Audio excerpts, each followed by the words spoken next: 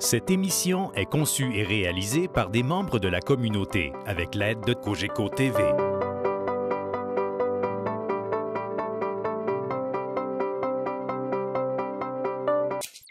Cette émission est rendue possible grâce à la participation de la chocolaterie Mathilde Failly, atelier numéro 16, et la fromagerie Le Petit Train du Nord.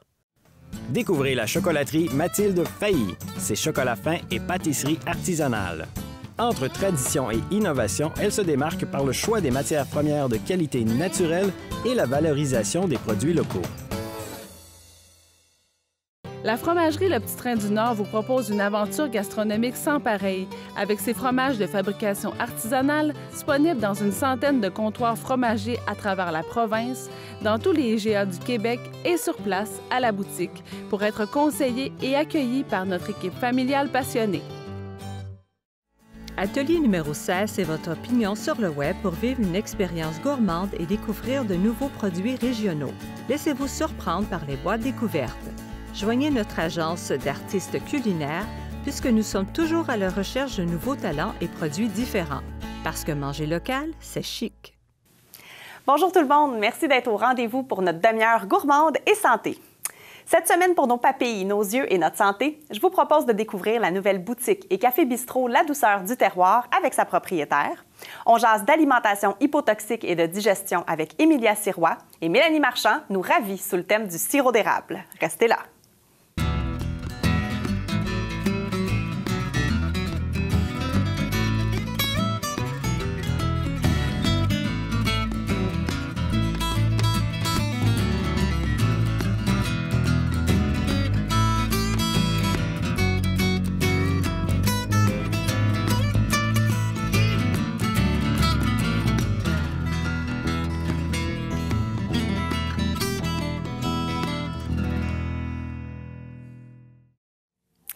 Ça s'annonce pour être très gourmand parce que Mélanie, aujourd'hui, pour le segment Mon produit en vedette, tu nous as crêpé ça.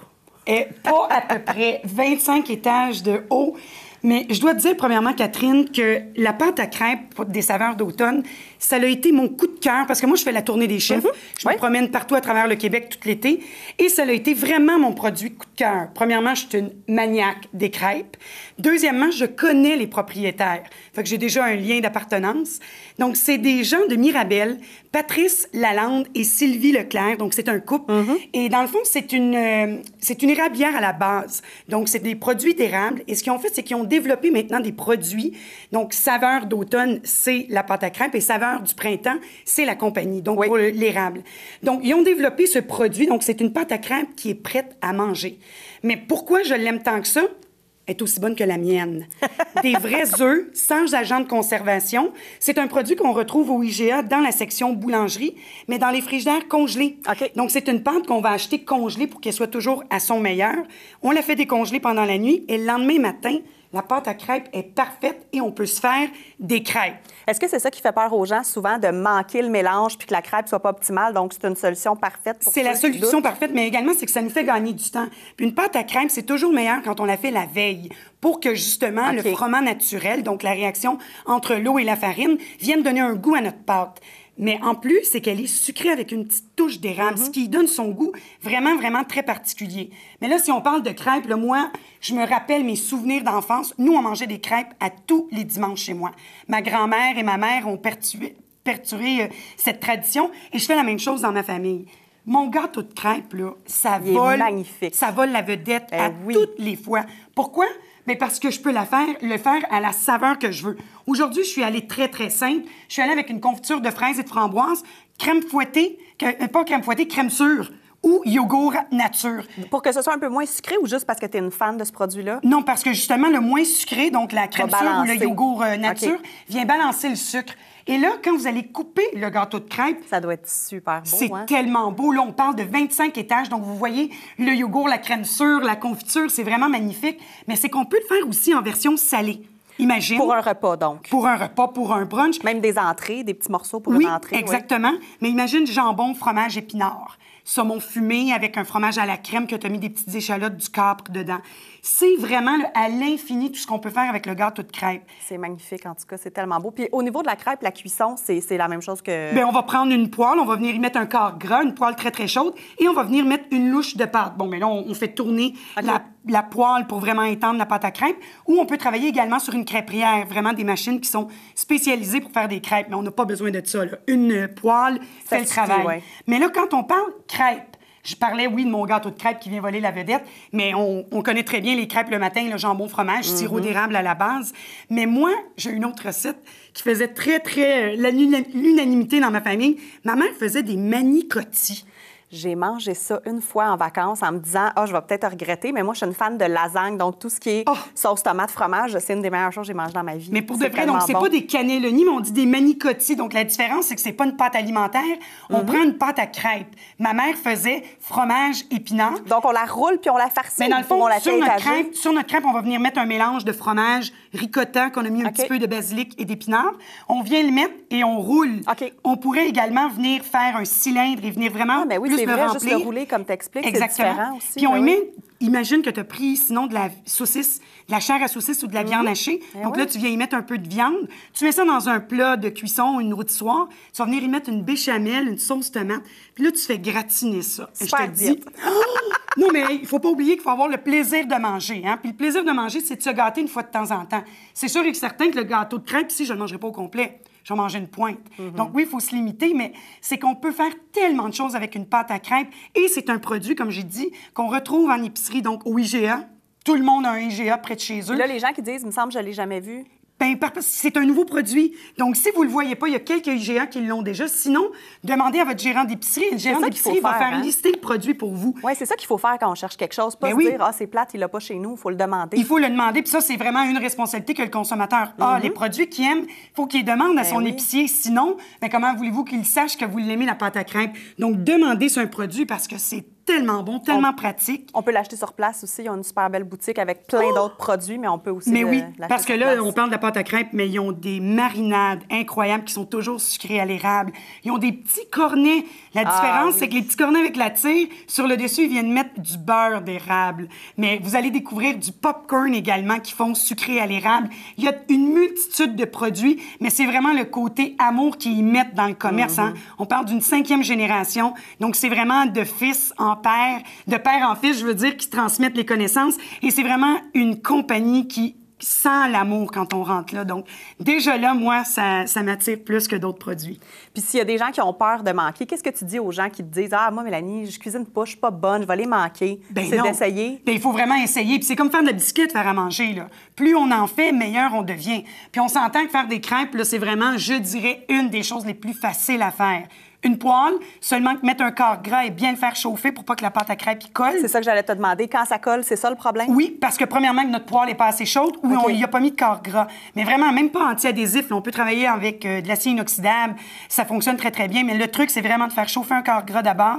Puis ensuite, bien, à chaque fois qu'on fait la crêpe, pas besoin de remettre d'huile parce que la poêle a été bien chauffée. OK. Tout simplement. Puis sinon, pour les gens, justement, qui ont peur en pâtisserie, là, ça peut être une belle façon d'impressionner les gens quand on n'est pas bon ou qu'on n'aime pas peut-être le gâteau traditionnel. Non. Là, je te jure que tu vas impressionner les gens bien plus qu'avec un éclair ou un gâteau.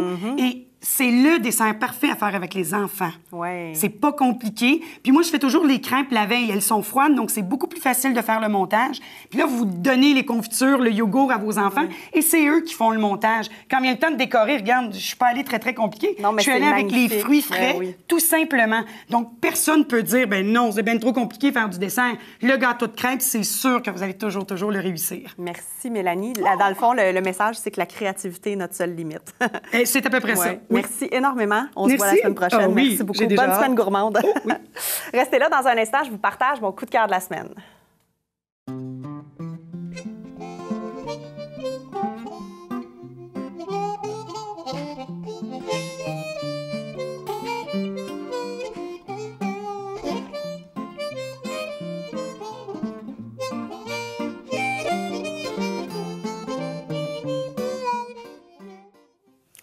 Cette semaine, mon coup de cœur va au bistrot Les Vendanges du Centre d'interprétation de la Courge. Le bistrot, avec son menu courge, est ouvert chaque année quelques semaines seulement, de la fête du travail jusqu'au 31 octobre. Ils sont ouverts 7 jours sur 7, de 11h à 16h. Ils offrent le reste de l'année un menu banquet, cocktail dînatoire et des événements sur mesure pour les groupes, donc c'est possible de réserver. Je vous propose d'aller y choisir votre citrouille et faire le plein de courges parce qu'il y en a de toutes les sortes. Et je vous suggère de leur menu bistrot la soupe à l'oignon et courges gratinées ou le hot dog européen à la choucroute de courges spaghetti. Chaque année, je boude quand ils ferment à la fin de l'automne et je dois attendre jusqu'à l'année prochaine.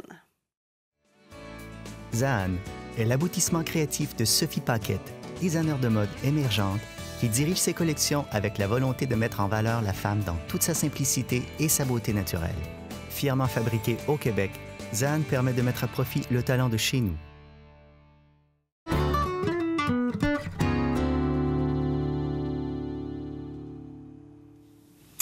Ma prochaine invitée est une fille qui, j'imagine, réalise un très grand rêve ces jours-ci. Julie Ladouceur. Bonjour. Tu ouvres La douceur du terroir ces jours-ci. Oui. J'ai l'impression que c'est un projet qui germait en dedans de toi depuis des années. Est-ce que je me trompe? Ah non, tu m'en parles, là, puis j'ai le poil. Oui, tu y crois même pas, à la limite, peut-être? Bien, c'est là. Ça fait tellement d'années, c'est dans ma tête, puis je le savais, tu sais, par mes amours de produits du terroir, puis je suis quand même rassembleuse, fait que je voulais vraiment être la personne qui représentait tous ces beaux petits produits-là, puis là, c'est là. Il vient d'où, cet amour-là du terroir? Est-ce que c'est tes parents? Est-ce que c'est ta région? Non, je pense que ça vient de la chambre de commerce. OK. Quand j'ai commencé à faire du réseautage à CC2M, de voir tout le monde qui disait « Hey, moi, mon entreprise, c'est ça. » Avec cette genre de lumière-là dans les yeux. Là. On dirait que là, ça a fait que j'ai fait « Hey, moi, je pourrais faire ça, moi. Tout c'est beau, c'est d'ici, il faut... » Faut le consommer, il faut en parler, il faut l'aimer. Il faut se faire... Tu sais, je dis tout le temps, tout le monde a le droit de manger, tout le monde a le droit de... Non, j'aime ça. J'aime bien ça. Là, c'est quoi, là, la douceur du terroir? Cette belle adresse-là, c'est quoi exactement? Mais dans le fond, moi, mon amour, c'était la boutique. Donc, on est à la base d'une boutique de produits du terroir, panier cadeaux et tout ça. Sauf qu'en écoutant la demande, je me suis rendu compte que les gens voulaient manger. Donc, un petit bistrot, j'ai rajouté un petit bistrot. Fait qu'on, non seulement le café espresso, cappuccino, café au lait, etc., mais avec un sandwich, une salade, un dessert, bien sûr, des produits du terroir. Il y en a qui sont faits ici, mais mettons, j'ai Mathilde Failly, exemple, qui va faire ses desserts. C'est pas moi qui les fais, mais je vais me faire un plaisir d'être la représentante et de les vendre, parce que si c'était moi qui les faisais, il serait moins bon. Mais c'est ça, on a les sandwichs, par exemple, ce sont excellents, même si c'est nous autres qui les faisons. Mais on va utiliser confit d'oignon, exemple, que j'ai mis ici. Confit d'oignon avec fromage des vergers.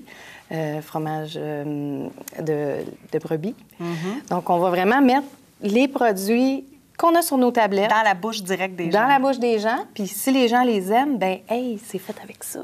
C'est une belle façon aussi de proposer des façons de les utiliser aussi, j'imagine. Oui, parce qu'une tartinade, une confiture, là, c'est pas juste manger sur une toast. Là. Moi, j'en mange, j'en consomme, puis je mange pas de toast.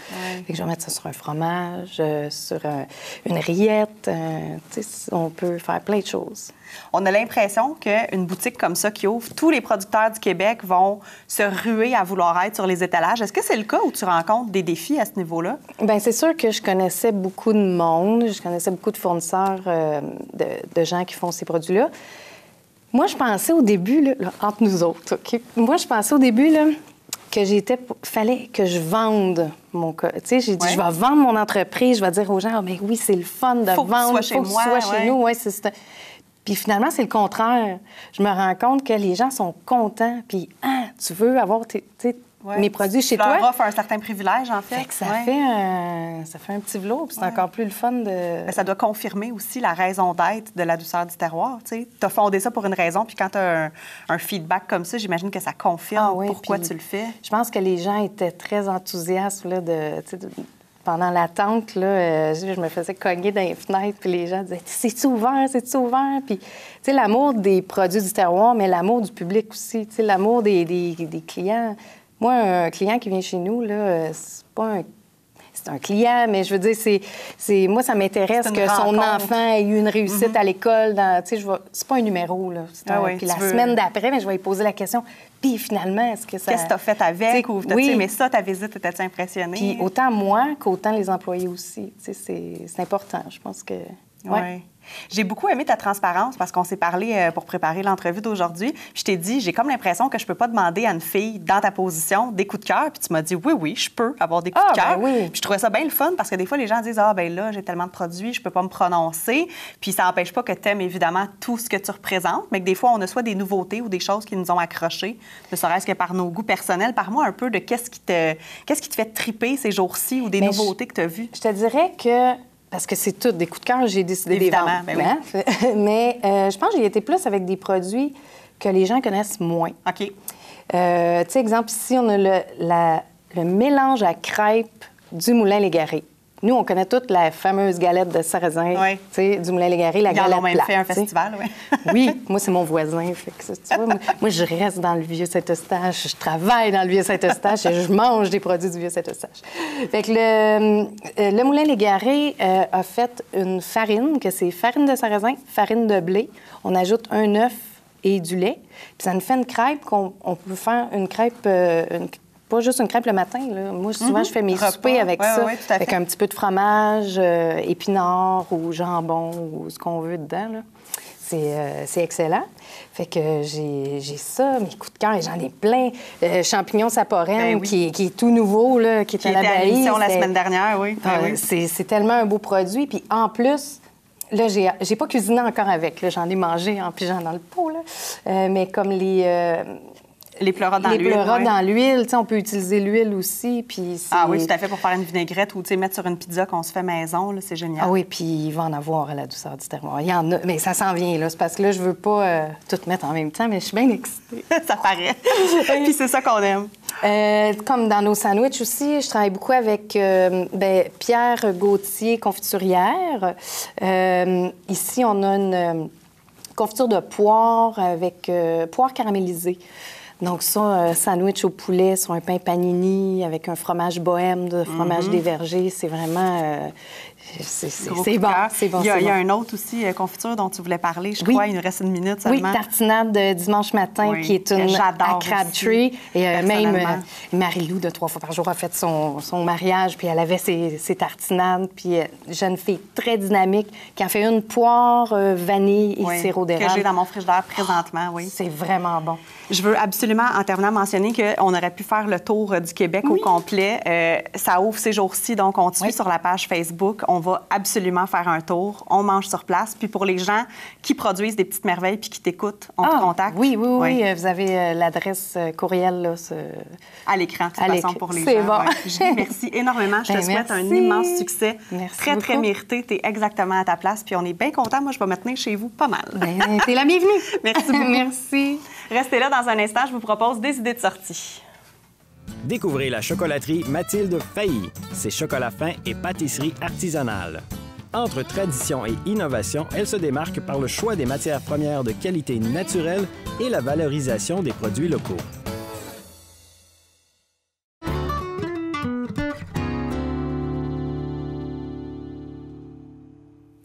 Sortez vos agendas pour ces événements en lien avec la bouffe. Le 4 novembre, il y a un souper spaghetti levée de fonds pour Elliot, un garçon de 5 ans de la région atteint d'une maladie rare, le syndrome de Landau-Kleffner, une condition rare qui fait que l'enfant perd la capacité de parler et de comprendre la parole. La famille souhaite que cette soirée soit festive et il y aura des cadeaux et prix de présence sur place. Le coût est de 25 $ par adulte, c'est 10 $ pour les moins de 12 ans et gratuit pour les moins de 3 ans. Sur place, il y aura de la vente de bière et vin. Les billets sont en vente à la Magie de la Pomme et chez Barbe Aluminium. C'est le 4 novembre à 18h30 à la cabane à sucre Lalande. En même temps que l'Halloween, l'entreprise et troupe Rythme du Baobab propose un grand bal égyptien, une soirée dansante et spectacle. Les billets sont au coût de 35 $ et la vente des billets, permettra d'envoyer des conteneurs remplis de jouets et de vêtements au village d'Afrique. Vous êtes d'ailleurs invité à apporter des dons lors de la soirée. Des grands chefs cuisiniers italiens, indiens et africains éblouiront vos yeux et votre palais. On n'annonce rien de moins que le summum de la qualité culinaire. Vous êtes invité à y participer, costumé en reine et roi. C'est le 31 octobre, dès 18 h. Atelier numéro 16, c'est votre opinion sur le web pour vivre une expérience gourmande et découvrir de nouveaux produits régionaux. Laissez-vous surprendre par les boîtes découvertes. Joignez notre agence d'artistes culinaires puisque nous sommes toujours à la recherche de nouveaux talents et produits différents. Parce que manger local, c'est chic.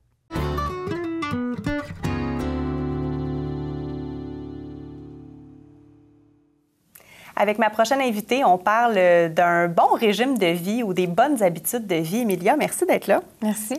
Tu guides les gens vers une meilleure alimentation. Est-ce qu'on pourrait résumer ça un peu comme ça? Oui, j'ai une approche de naturopathie, d'alimentation saine, de coaching. Donc, que ce soit en groupe ou en individuel, je fais de l'accompagnement. Et qu'est-ce que ça veut dire concrètement, améliorer notre santé, améliorer notre alimentation ou peut-être en être juste plus conscient?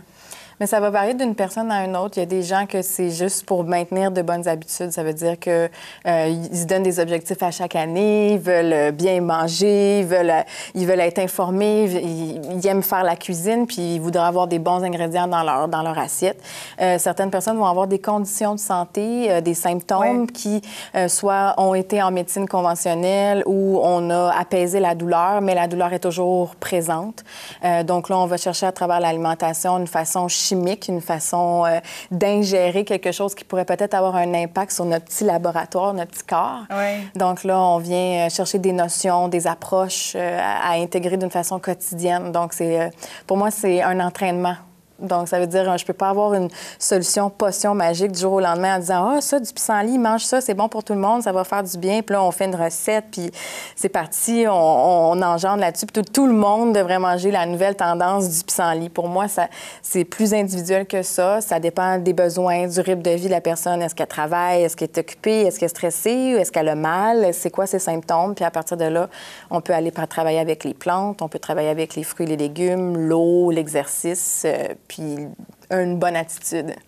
Tu viens d'expliquer qu'on ne peut pas généraliser, mais il doit quand même avoir certaines choses qu'on devrait éliminer ou pas consommer trop souvent, que ce soit une catégorie d'aliments ou une façon de manger peut-être. Est-ce que tu as des exemples de ça? Oui. Des choses qui soient en soi des bouffes énergie ou qui nuisent au sommeil, par exemple, ou des choses comme ça? Mm-hmm. Bien, c'est sûr que dans notre société, en ce moment, on a beaucoup d'aliments transformés.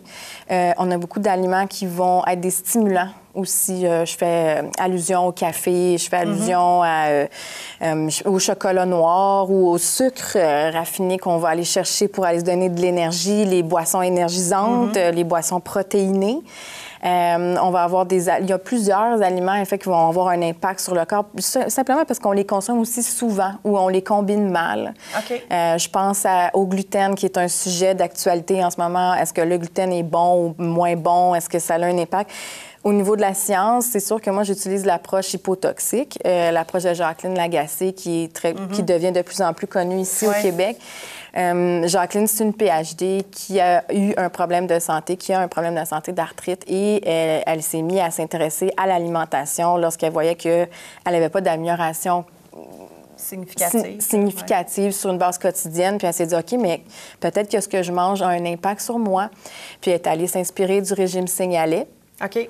Qui est un régime européen où on essaie d'avoir le moins de toxines possible dans l'alimentation. Qu'est-ce qui fait qu'on va avoir des toxines dans notre alimentation? En fait, j'ai mon copain qui est ingénieur qui me rectifie souvent là-dessus parce que sinon, on devrait avoir un logo toxique sur l'aliment. Oui, c'est ça, on a l'impression qu'on boit comme oui, puis là, on est en train de s'intoxiquer, mais c'est vraiment plutôt ma mécanique humaine est-elle faite pour recevoir cet aliment-là? Je pense au barbecue. Si je mangeais ma viande un peu brûlée chaque jour avec un peu de carbone dessus, quel serait l'impact sur ma mécanique humaine? Comment mon système digestif, mon foie, mes cellules, mon système endocrinien va réagir à cette biochimie-là? Est-ce que ma mécanique humaine est adaptée pour ça? On ne veut pas nécessairement le tester. Exactement, mais c'est quand même ce qu'on fait régulièrement. On va avoir beaucoup de produits d'agents de conservation, de cuisson qui sont très rapides. On est dans un mode très accéléré. Oui, on n'a pas le temps, on prend pas le temps aussi. Exactement. Donc, on mange très transformé. Donc,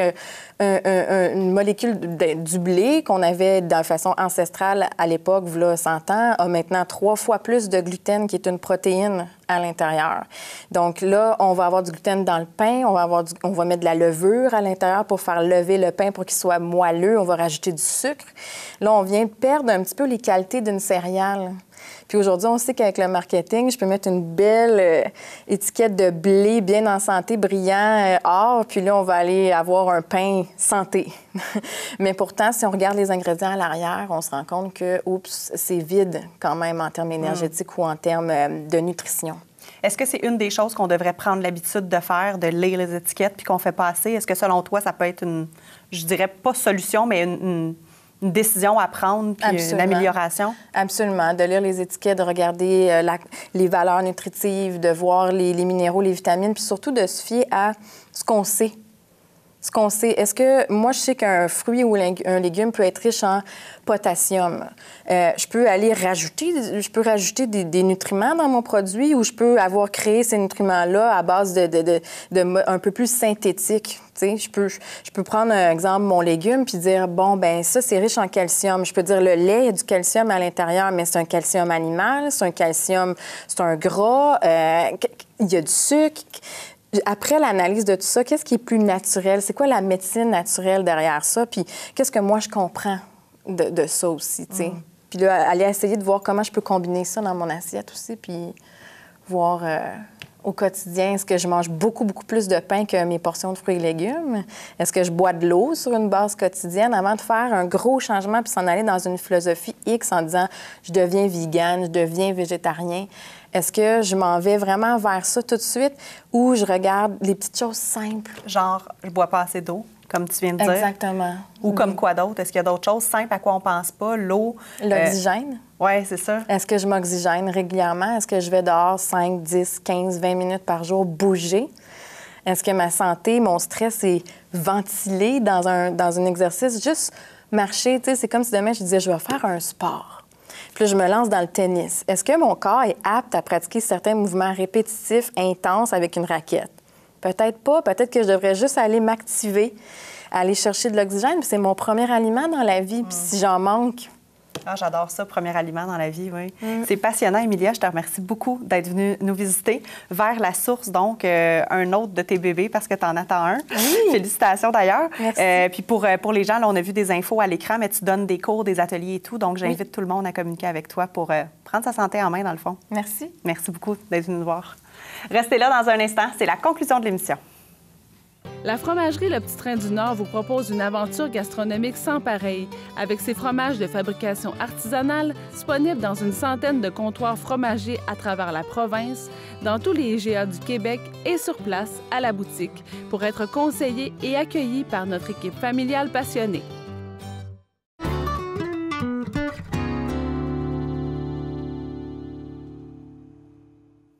Ça fait déjà une demi-heure qu'on jase de bouffe et d'alimentation. Avant de vous laisser partir, j'avais envie de vous lancer l'invitation à venir nous voir. Que vous soyez un chef, un producteur, un artisan de vaisselle ou de butcher's board, ou simplement un foodies qui souhaite présenter un topo sur un sujet qui vous passionne ou venir faire de la décoration pour la table, écrivez-moi. Dans les prochaines semaines, Mélanie cuisinera pour nous du canard, du poulet de grain, du sirop d'érable et les crostolini de la pâtisserie Crescendo. On jasera aussi de courges et légumes d'automne, de virages végétariens et de cuisine libanaise. Merci d'avoir été là. On garde le contact avec les réseaux sociaux jusqu'à notre prochain rendez-vous, partout ici, à table. Un merci spécial à Atelier La Louve, Colombine Drouin, Katia Malorny, Martine Charbonneau et à nos partenaires pour les photos du générique d'ouverture de l'émission. Laurentide Jean-Mange est fière de participer à Partout ici à table et de soutenir les entreprises partenaires de l'émission. Les aliments du Québec, toujours le bon choix. Pour les découvrir, visitez le laurentidejeanmange.ca. L'animatrice porte les vêtements Zan de la designer québécoise Sophie Paquette.